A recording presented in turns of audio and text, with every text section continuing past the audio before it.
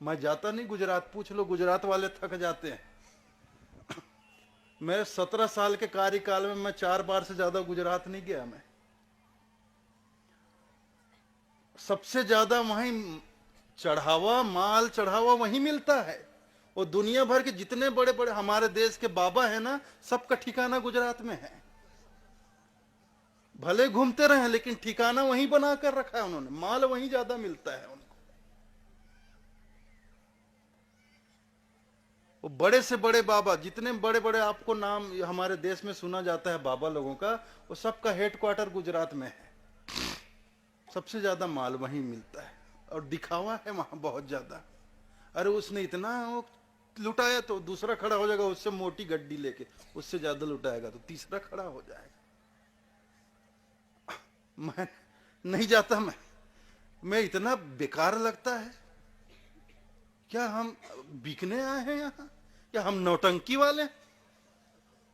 कार्यक्रम चाहिए। कार्यक्रम कार्यक्रम का मतलब ये नहीं है कि हम कोई नाटक नौटंकी वाले हो गए। कार्यक्रम चाहिए, ठीक है, ये अच्छी बात है कि आपके गांव में सत्संग होना चाहिए, आपके गांव में भी हम आए, इधर भी जाएं उधर भी जाएं, लेकिन आप हमको नाटक नौटंकी वाले मत समझो कि यहाँ पर हमने आपको एक बार कोई हमने ठीक है बैठ के समय तय कर लिया तो हम कोई बिक गए कि हम आपके हाथों बंध गए कि इस तारीख को हमको पहुंचना ही पड़ेगा। अगर हमने तय कर दिया तो हम कोई नाटक नाचने वाले नहीं है कि हम आपको तारीख दे दी तो आपके हाथ में हम बिक नहीं गए।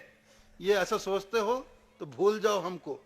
बिल्कुल हम वैसे आदमी नहीं, हम जाएंगे ही नहीं आपके घर। हम तो साहेब के, हम तो कुत्ता हैं साहेब के।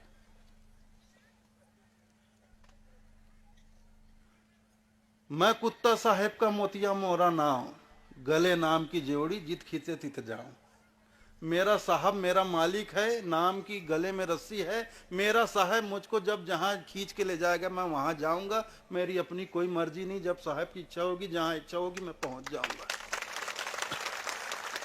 ना मैं किसी का नौकर हूं, ना मेरा कोई ये धंधा है जो मैं कर रहा हूं, मेरा कोई बिजनेस नहीं है कि मैं डील कर लिया फलाने तारीख को तुम्हारे यहाँ गांव में आऊंगा तो आऊंगा। ठीक है, ये एक व्यवस्था है, सुविधा है, तारीख तय की जाती है, तैयारी के लिए की जाती है। ठीक है, आ गए तो आ गए, ना आए तो ना सही, साहब की मर्जी। जब साहब की मर्जी होगी पहुंच जाएंगे, ना मर्जी होगी नहीं पहुंचेंगे। जहां ले जाएंगे हम जाएंगे। इसमें 10 बात सोचने की जरूरत नहीं है। लेकिन जो बिजनेस, जो इसके आड़ में जो धंधा चला रहे हैं वो जाएं अपने करें दुकान। बहुत से लोग बोलते हैं ये दामाखेड़ा वाले साहब तो सवेरे 10 बजे 11 बजे सो के उठते हैं। क्यों? मैं कोई दुकानदार हूं कि 9 बजे दुकान खोल के बैठ जाऊं? नहीं तो काहे को ये सोच के बैठ जाऊं दुकान खोल के कि कहीं ग्राहक मेरा दुकान छोड़ के दूसरे दुकान पे ना चला जाए। मैं कोई दुकान बिजनेस धंधे वाला आदमी हूं कि दुकान के समय पे दुकान खोल के बैठ जाऊं? मैं कोई दुकानदार नहीं हूं, ना कोई मेरा धंधा है, ना मैं किसी का नौकर हूं। मैं साहेब का कुत्ता हूं। नाम की रस्सी गले में है, साहेब के हाथ में डोर है। जहां जहां चाहेंगे ले जाएंगे, जाऊंगा। जो मुझे देंगे मैं खाऊंगा, चाहे जिस दिन उनकी इच्छा उनकी मौज। जिस दिन मलाई देंगे मलाई खाऊंगा, जिस दिन सूखी रोटी देंगे सूखी रोटी खाऊंगा। त्रस्त हो जाते हैं लोग, त्रस्त हो जाते हैं लोग। 5 साल हो गया यार, 5 साल हो गया यार, कार्यक्रम कार्यक्रम कार्यक्रम, टाइम ही नहीं देता है, टाइम ही नहीं देता है। 5 साल में 50 बार दे दिया यार एप्लीकेशन, टाइम ही नहीं देता है। कुछ लोग बोलते चलो यार छोड़ो इसको, दूसरे को ले आते हैं। जाओ, अच्छी बात है, तुम दूसरे को ही ले आओ, ये सही है। इंतजार करना पड़ता है यार घंटों बैठो, बिल्कुल सही है। वो जिनको चले जाना चाहिए उनको चले ही जाना चाहिए, उनको कोई काम ही नहीं है यहाँ पे। और जिसको रुकना है वो रुकता है और उसी को रुकना चाहिए। और जिसको जाना है उसको चले ही जाना चाहिए, उसको रुकने की कोई जरूरत ही नहीं है, उसका कोई काम ही नहीं है। स्वाति बूंद को रटत पपीहा, पिया पिया रट जलाई। प्यासे प्राण जाए क्यों ना जो और नीर नहीं भाई। लेकिन लोग चले जाते, चलो यहां नहीं मिला, इंतजार करना पड़ रहा है किसी और को पास। तू नहीं और सही, और नहीं और सही, ऐसे वाले हैं जो चले जाते हैं। उनको बिल्कुल चले जाना चाहिए। इसीलिए मैं 2 घंटे की जगह 4 घंटे देरी से आता हूं। जो फालतू लोग हैं सिर्फ भीड़ करने के लिए, जिसको निकलना वो निकल ही जाए, बेकार में भीड़ जमा करके ना रखें।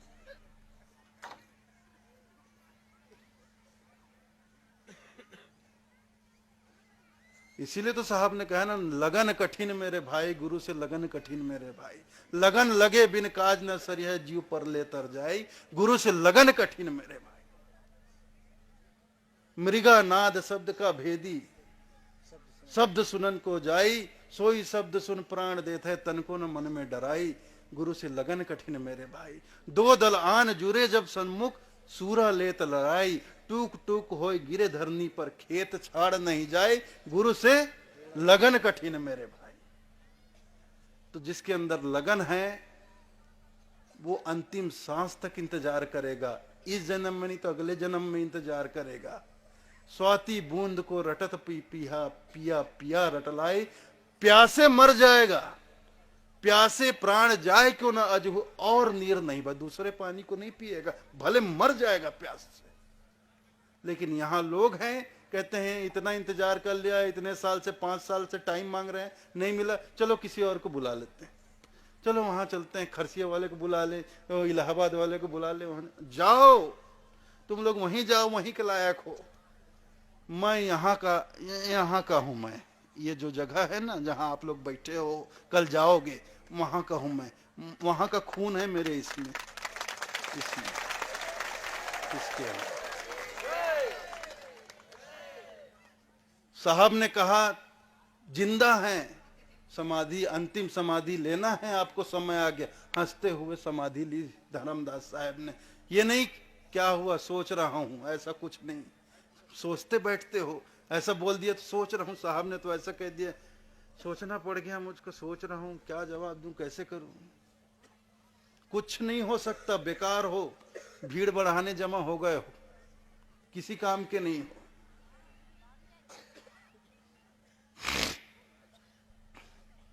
लेकिन जिसको ऐसे लोगों की जरूरत है वो हैं, डेरा डाल के बैठे हैं गुजरात के अंदर। गुजरात के बहुत से लोग हैं यहाँ पे, मैं जानता हूँ। मैं अपने देखो, मैं 92 से मैं काम कर रहा हूँ, 92 से 5 साल तक तो मैं गुजरात गया ही नहीं। 97 में तो पहली बार गया मैं, 97 में गया, फिर सन 2000 में गया, और 2000 के बाद 5 साल तक मैं गया ही नहीं। ऐसा नहीं कि नहीं, अगर वहां इतने कार्यक्रम वाले हैं कि अगर मैं वहां पे टाइम दूं तो 1 साल तक निकल ही नहीं सकता मैं गुजरात से। यहाँ बहुत से गुजरात के लोग बैठे हैं, आप पूछ लेना उनसे, इतने गुजरात के लोग यहाँ बैठे हैं, आप पूछ लेना उनसे, इतने ज्यादा कार्यक्रम वाले हैं कि 1 साल तक मैं वहां से 1 दिन के लिए नहीं निकल सकता। लेकिन नहीं जाता मैं।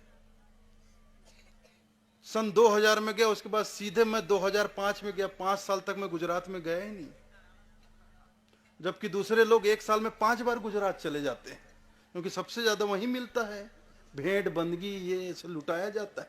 सही बता, जैसे ये महंत साहब जैसे यहाँ बैठ के भजन साहब को सुना रहे हैं ना, अगर वहां मंच पे बैठ के ऐसे भजन सुनाए तो एक इधर से आके चढ़ेगा ऐसे नोट लेके, इनके ऊपर उछालेगा, वो जाएगा तो उससे ज्यादा नोट लेके दूसरा उधर से आएगा। ये क्या है, कोई नाच नौटंकी हो रही है? ये होता है वहां, दिखावा, इतना दिखावा है, वो भाव भक्ति भी वहां दिखावा है भयानक टाइप का। इसीलिए तो इतने दुनिया भर के साधु, पूरे भारत देश में जितने संत महात्मा मठ मंदिर नहीं होंगे, अकेले गुजरात के अंदर उतने मठ मंदिर और संत महात्मा हैं, फिर भी सबसे ज्यादा दंगा गुजरात में ही होता है। क्यों होता है?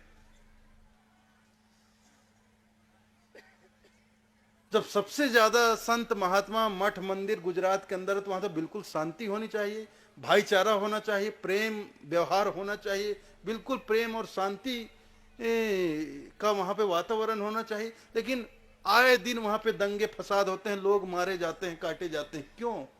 सब नाटक होता है वहां, कुछ नहीं, धर्म कर्म के नाम पे सिर्फ नौटंकी है, वहां पे कुछ नहीं है।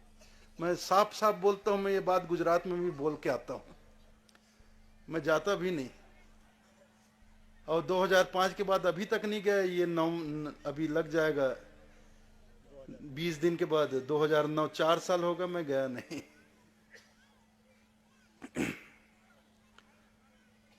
तो ये देखिए, मैं यहां से हूं जहां धरी धर्मदास जी साहब जैसे हुए, वो साहब को समर्पित थे, उन्हीं का खून इस शरीर में है। साहब मेरे सदगुरु, मैं उनका कुत्ता हूं कि नाम की रस्सी मेरे गले में, जहां साहब जब चाहे खींच के ले जाए मैं वहां जाऊंगा, जैसा रखेंगे मैं रहूंगा, जो देंगे मैं खाऊंगा, मैं कुछ नहीं जानता। कि ठीक है, व्यवस्था के लिए तारीख और तय हो जाते। अब साहब उस समय पे ले गए, ठीक है, अब नहीं ले गए, कहीं और ले गए तो मैं क्या करूं। मेरी रस्सी साहब के हाथ में है, आपके हाथ में नहीं है, साफ बात।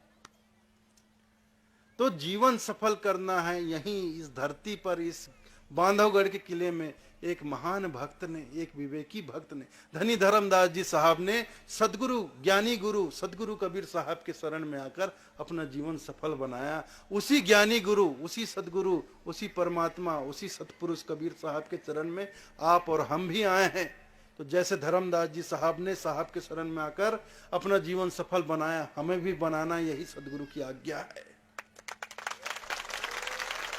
यही आज्ञा है कि सकलो दुर्मति दूर कर जीवन सफल बनाओ, जीवन को सफल बनाओ अपना। और ये काग का जीवन छोड़कर हंस के जीवन, हंस के चाल में आ जाओ। ये कागा का चाल चलन छोड़ो, हंसा के चाल में आ जाओ। बस ये साहब की एक आज्ञा है। इसी आज्ञा पर अभी हमने चर्चा की और इसी धरती पर ये कमाल हुआ था। सदगुरु कबीर साहब और धनी धर्मदास जी साहब के बीच, इसीलिए तो हम इस जंगल में आते हैं। और क्या धरा है इस जंगल में, और क्या धरा है जंगल। ऐसे इससे अच्छे अच्छे बड़े बड़े जंगल हैं दुनिया में, हमारे देश में, भारत देश में। वहां क्यों नहीं जाते हम, क्यों इकट्ठे नहीं होते, यही क्यों इकट्ठे होते हैं कि यहां वो कमाल हुआ। हम भी चाहते कि वही कमाल हमारे जीवन में भी हो जाए। प्रेरणा लेने आते हैं, किससे? धनी धर्मदास जी साहब से, उनसे सीखने आते हैं। सब छोड़ा नहीं, छूट गया, सदगुरु के चरण में आए, सब छूट गया। गुरु से लगन लगी कि संसार से मोह भंग हुआ। गुरु से लगन लगना ही तो मुश्किल है, क्योंकि लगन तो इधर संसार से लगी हुई है। तो गुरु से कहां लगन लगे? तो लगन जो है वो एक ही जगह तो लग सकते, एक साथ दो जगह तो नहीं हो सकता है। या तो संसार से लगन लगेगी या फिर सदगुरु से लगन लगेगी। तो अभी हमारी लगन संसार से लगी है, इसलिए गुरु से लगन लगती नहीं है। तो जरूरी है कि गुरु से लगन लगाएं, तभी जीवन सफल होगा। इसके अलावा कोई उपाय नहीं। लगन लगे बिन काज न सरिहें, जीव पर ले तर जाए, गुरु से लगन कठिन मेरे भाई। लगन लगाना पड़ेगा, लगाना ही पड़ेगा, इसके अलावा कोई दूसरा चारा ही नहीं है। लगन लगे बिन काज नहीं, उसके बिना काम सफल होगा ही नहीं, असंभव है। ये दुनिया भर के बातें बनाने से कुछ नहीं होता कि ऐसा मैं कैसे कर सकता हूं, आप मेरे गुरु हैं, आपके पीठ पर मैं अपना पैर कैसे रखूं, मुझे तो नरक में भी जगह नहीं मिलेगी। अरे पीठ में तो पैर नहीं सर रख सकता, जबान पे भले पैर रख देगा। जबान पे पैर रख रहा है, गुरु की आज्ञा हो रही है और वो बार बार उनकी आज्ञा को कुचल रहा है। तो ये जबान पे पैर रख सकता है लेकिन पीठ पे पैर नहीं रख सकता।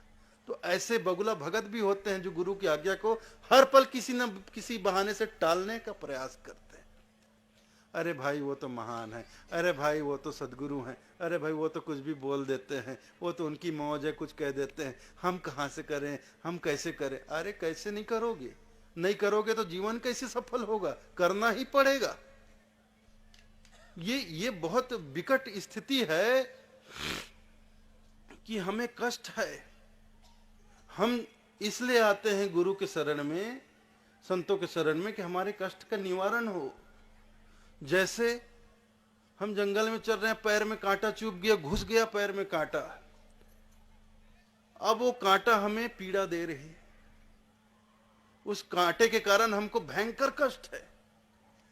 अब हम जाते हैं डॉक्टर के पास, मुझे बहुत तकलीफ है, मैं बहुत कष्ट में हूं, मेरे कष्ट का निवारण करो। डॉक्टर देखता है पैर में कांटा घुसा हुआ है, इसके कारण कष्ट हो रहा है, इस कांटा को पैर से निकालना पड़ेगा, फेंकना पड़ेगा। अरे नहीं नहीं नहीं, वो कांटा तो मुझे बड़ा प्रिय है, मैं उससे बहुत प्रेम करता हूं, कांटा मेरे पैर में लगा रहे, उसको पैर में लगे रहने दो, मेरा दर्द ठीक कर दो, मेरा कष्ट का निवारण कर दो, कष्ट दूर कर दो। कैसे होगा? जीवन में, इस संसार के अंदर जो जो कष्ट के कारण है, दुख के कारण है, उस सब कारणों से हम प्रेम किए बैठे हैं। इस संसार में जितने कारण हैं जो हमको दुख देते हैं, जो कष्ट देते हैं, उन सभी कारणों से तो हम मोह किए बैठे हैं, प्रेम किए बैठे हैं। जो हमको दुख दे रहे हैं उसको जब तक जीवन से दूर नहीं किया जाएगा, हमारे जीवन से दुख कैसे दूर होगा?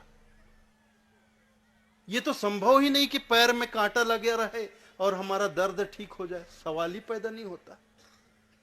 दर्द ठीक, कांटे को निकाल के फेंकना पड़ेगा तभी वो दर्द ठीक होगा। तो जो जो हमारे जीवन में दुख के कारण है, कष्ट के कारण है, उसको जीवन से अलग करना पड़ेगा, उसे छोड़ना पड़ेगा, उससे मोह भंग करना ही पड़ेगा, तभी दुख दूर होंगे जीवन के, तभी कष्टों का निवारण होगा। लेकिन बस जिद वही है कि जो जो कारण है दुख के, वो सब मेरे पास बना रहे और मेरे दुख दूर हो जाए। तो ऐसा कहीं नहीं, कभी नहीं हो सकता है, किसी कीमत में नहीं हो सकता है, कोई उपाय नहीं, दुनिया में कोई नहीं कर सकता है ऐसा। और ये 10 बातें बनाना, ये बातें बनाना ही है, बेकार की बातें हैं। अपना समय बर्बाद करना है और दूसरे का भी समय बर्बाद करना है। तो अगर बातें करना है तो यहां कोई काम नहीं है सदगुरु के दरबार में। सदगुरु कबीर साहब के पास तो वही चाहिए जो साहब की आज्ञा के लिए तत्पर रहे। गुरु को सिर पर राखिए चलिए आज्ञा माही, जो एक एक वचन को हृदय में उतारे और उनके आज्ञा के अनुसार आगे बढ़े, ऐसा सेवक चाहिए साहब को। और ऐसे ही सेवक का जीवन सफल होगा, हर एक का जीवन सफल नहीं होगा।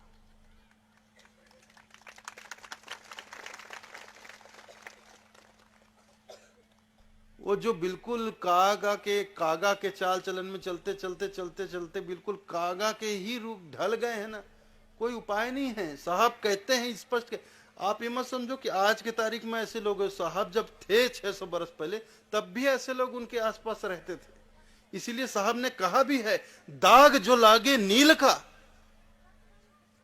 दाग जो लागे नील का, 9 मन साबुन धोए, लाख जतन पर मोधिय पर काग न हंसा होए।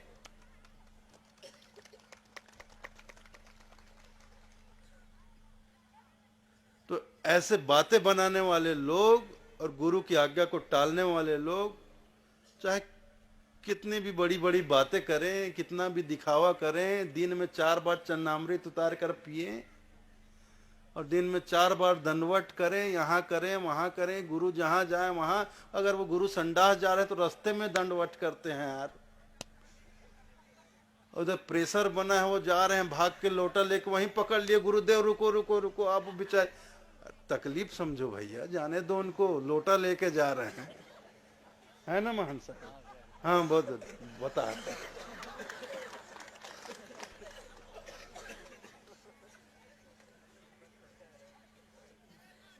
तो ऐसा ऐसा भी होता है। तो पल पल की बंदगी, बंदगी तो भाव है ना भाई, कोई दिखावा थोड़ी है। बंदगी, बंदगी तो भाव है। बंधन करते रहना, सुमरते रहना, लवलीन रहना, ये भाव है, बंदगी भाव है। ये कोई दिखावा नहीं है कि आते जाते, अब गुरु चल रहे हैं, झपाट से पकड़ लिए और कहीं एकदम पैर को चल रहे हैं, गुरु जी पकड़ लेते हैं एकदम, अचानक आके पीछे से, कोई नीचे से, कोई इधर से, पता नहीं कहाँ से चूहे टाइप, बील से जैसे चूहा निकलता है भीड़ में, कहाँ से अचानक हाथ आता है, पैर को पकड़ लेता है। अरे मेरे आजू बाजू कोई ना हो भैया, मेरे अभी तक सामने के दांत सब टूट गए। कि जब भीड़ में चलता हूँ ना, तो पता नहीं कहाँ से आकर हाथ अचानक आता है, नीचे से पैर को पकड़ लेता है और मैं गिरते गिरते, आजू बाजू जानबूझ के चलते हैं 4-5 लोग मुझे पकड़ने के लिए, वो लोग संभालते हैं। मेरे तो भी सामने के सब दांत नकली होते हैं। तो दिखावा नहीं चाहिए। ईमानदारी चाहिए। ईमानदारी से गुरु की आज्ञा का पालन हो तब जीवन सफल होगा मेरे भाई। तो बातें हैं, जितनी करो पूरी रात बीत जाएगी। तो बहुत बातें हो गई और हमें ये सारी बातें समझनी चाहिए, हृदय में उतारनी चाहिए। साहब के वाणी वचन है, देखो वो तो अमृत रूप है, एक एक वचन अमृत समान है। साहब तो स्वयं कहते हैं, कहत कबीर सुनो भाई साधु अमृत वचन हमार। साहब क्या कहते हैं? कहत कबीर सुनो भाई साधु अमृत वचन हमार, और जो भल चाहो आपनो तो परखो करो विचार। साहेब कहते हैं मेरा एक एक वचन अमृत के समान है, अगर अपना भला चाहते हो तो मेरे वचनों को परखो करो विचार, मेरे वचनों को समझने का प्रयास करो, उसको परखो, विचार करो, चिंतन करो, मनन करो, उसको जीवन में उतारो और उसके अनुसार अपना जीवन गुजारो। मेरे बताए रास्ते पर चलो तो जीवन सफल होगा ही, सवाल ही पैदा नहीं होता है, कहीं कोई शंका की बात ही नहीं है। लेकिन बस बातें ही बनाते रहे, बहाने बनाते रहे, टालते रहे इधर दुनियादारी, तो फिर तो जो हो वो तो हो, फिर लाख जतन पर मोदिया पर कागना हंसा हो।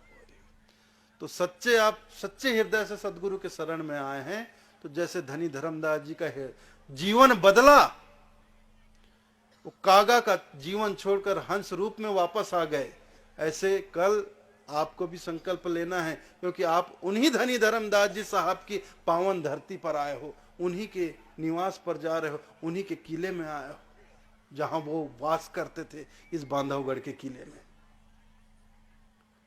तो सदगुरु के शरण में आकर जैसे उनका जीवन बदला, एक काग गवन गति छोड़ के हंस गवन गति, एक कागा का चाल चलन छोड़ के हंस रूप में वापस आ गए, ऐसा ही संकल्प आप लेकर आना। खाली वहां जाके ऐसे ऐसे देखते मत रहना, अरे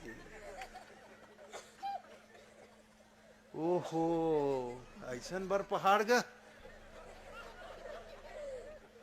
बड़े बड़े मूर्तियां लगी है, मंदिर पुराने खंडर, 1000 साल पुराना किला है ये, 1000 साल पुराना किला है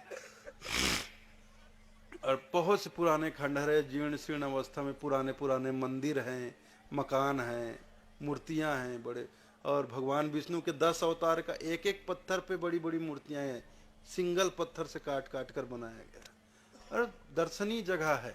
बस उसी को ऐसे देखते हैं, वहां जाके ये बात का ध्यान रखना कि यही धनी धर्मदास जी साहब थे जो सदगुरु के शरण में आकर परमहंस हो गए।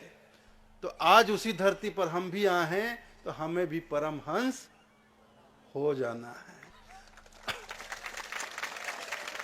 तो ये प्रेरणा लेकर हमको कल उस किले से आना है। हम यहाँ पिकनिक मनाने भी आए हैं, ये बढ़िया है, छुट्टी में पिकनिक के लिए जाना ही चाहिए। तो यहाँ जंगल में मंगल भी हो रहा है और जीवन भी बदल रहा है। कितना मतलब देखो, दोनों हाथ में लड्डू, एक तो इतने मतलब सुंदर पावन स्थल के दर्शन, ऊपर से जंगल में मंगल भी, संतों के दर्शन भी, सत्संग भी, साहब के भजन कीर्तन भी, भोजन भंडारा भी, यहाँ बाजार भी लगा है, मेला, आनंद ही आनंद है बाल बच्चों के साथ। और वहाँ देखो एक वो जो जगह है किला, वहाँ से हमें प्रेरणा भी मिल रही है कि कैसे हंस बनोगे, बन जाओ हंसा। हंस बनने की जगह है। तो देखिए अब आते हैं, अब 8 बरस से तो आ रहे हैं, जब तक साहब चाहेंगे ऐसा ये तो आना जाना लगा रहेगा, जब तक साहब चाहेंगे ऐसा बिल्कुल, ये तो दर्शन यात्रा, बांधवगढ़ की दर्शन यात्रा चलती रहेगी, ये रुक नहीं सकती। तो आप लोगों ने मेरी बातें बहुत ध्यान पूर्वक सुनी, प्रेम पूर्वक सुनी, सभी लोगों ने। मुझे भी बहुत आनंद आया आपके साथ बैठकर, यहाँ साहब के वाणी वचनों पर बहुत सी चर्चा हुई, बहुत आनंद आया। मैं आप सबका हृदय से आभारी हूँ। आप लोगों ने मेरी बातें ध्यान से सुनी कि नहीं सुनी नहीं पता, लेकिन बहुत शांतिपूर्ण तरीके से सुनी और बहुत प्रेम से, और आपने भी बहुत मजा किया। हाँ, सूचना है, देखिए ये तो आप सब जानते हैं, बीहड़ वन है और ये ऐसा नेशनल पार्क है कि जहाँ सबसे ज़्यादा शेर पाए जाते हैं पूरे देश में। तो ये मत समझना कि शेर उधर जंगल में ही रहता है, ये क्या इधर भी जंगल है, सड़क के उधर भी जंगल, कभी कभी ये इधर से उधर भी होते रहते हैं। तो बाल बच्चों के साथ आप लोग यहाँ पे आए हैं, तो जैसे ही दिन डूबा, अंधेरा हुआ, कि आप लोगों को बाल बच्चों को छोड़ना नहीं है। अकेले दुकेले अंधेरे में एकांत में इस तरफ दूर दराज नहीं जाना है। ये जो लाइटें जल रही हैं इसके सीमे में ही रहना है। और विशेषकर ऐसे माहौल में आप ये मत समझना कि सब भक्त लोग ही आते हैं, सज्जन लोग ही आते हैं। बहुत से ऐसे माहौल का फायदा उठाने दुर्जन लोग भी आ जाते हैं, जो सामानों पे हाथ साफ कर देते हैं, सामान ले जाते हैं, धन ले जाते हैं, चोरी हो जाती है, पॉकेटमारी हो जाती है। इसके अलावा बहुत ही गंदे नीयत के लोग भी आते हैं, जो दूसरों की बहू बेटियों पे गलत नज़र रखते हैं। ये जंगल है, माहौल देखिए खुला है, चारों तरफ से अंधेरा है। तो ऐसे माहौल में जैसे ही दिन डूबता अंधेरा होता है, महिला बिल्कुल भी अकेले दुकेले इधर उधर जाने का प्रयास न करें, नियम से रहें, बहुत सावधान रहें। और जो हमारे लिए, आपकी श्रद्धा के लिए मध्य प्रदेश सरकार जो आपको हर साल एक दिवस बिल्कुल निःशुल्क प्रवेश किले में जाने, किले के दर्शन के लिए निःशुल्क प्रवेश देती है। मध्य प्रदेश की सरकार, प्रशासन अपना यहाँ पूरा तैयारी करता है और आपकी सुरक्षा सुविधा के लिए, और आपके साथ साथ जो जंगल में जानवर रहते हैं, पशु पक्षी, उनकी भी सुरक्षा का ध्यान उनको रखना पड़ता है, क्योंकि उनकी ड्यूटी यही फॉरेस्ट डिपार्टमेंट के लोगों की। तो उनकी जो चेतावनी है कि आप किसी भी प्रकार के खाने पीने के वस्तुओं को जंगल में ना इधर उधर बिल्कुल रास्ते में नहीं फेंकेंगे, क्योंकि जानवर उसको खा लेते हैं, बीमार पड़ जाते हैं। क्योंकि ये सब जो हम लोग खाते हैं वो सब खाने के आदी वो लोग नहीं होते हैं। तो इधर उधर की चीज़ें जो हम खाते रहते हैं तो वो खाने से बीमार हो जाते हैं। और ये जो प्लास्टिक की थैली वगैरह है, ये तो हरगिज आप लेकर ही मत जाइएगा, और रास्ते में बिल्कुल मत, क्योंकि प्लास्टिक की थैली को खा जाने से पेट में, हाथ में फंस जाता है, तो जानवर मर जाते हैं। और बीड़ी सिगरेट वाले हरगिज नहीं वहाँ पे बीड़ी सिगरेट का उपयोग करेंगे। बिल्कुल जंगल है, घास है, सूखे घास है, पी के फेंक देते हैं। ये आग जंगल में लग जाती, जंगल नष्ट होता है, उसके साथ साथ हजारों पशु पक्षी और छोटे छोटे प्राणी बारीक जो होते, कितने मासूम प्राणी मारे जाते हैं। ये कितनी बड़ी परेशानी है। एक तो इस हिसाब से ऐसे स्थानों दिया नहीं जाता, लेकिन आपकी श्रद्धा का सम्मान, आपकी भावनाओं का सम्मान करते हुए आपको प्रति वर्ष एक दिवस के लिए प्रवेश मिलता है, सारी सुविधाएं मिलती हैं। तो आपको भी अपना कर्तव्य समझना चाहिए। आप सब बिल्कुल अनुशासित रहेंगे, और जो भी निर्देश आपको दिया जाता है प्रशासन के द्वारा, आप उसका पालन करते हुए बहुत ही प्रेम और शांति और श्रद्धा पूर्वक दर्शन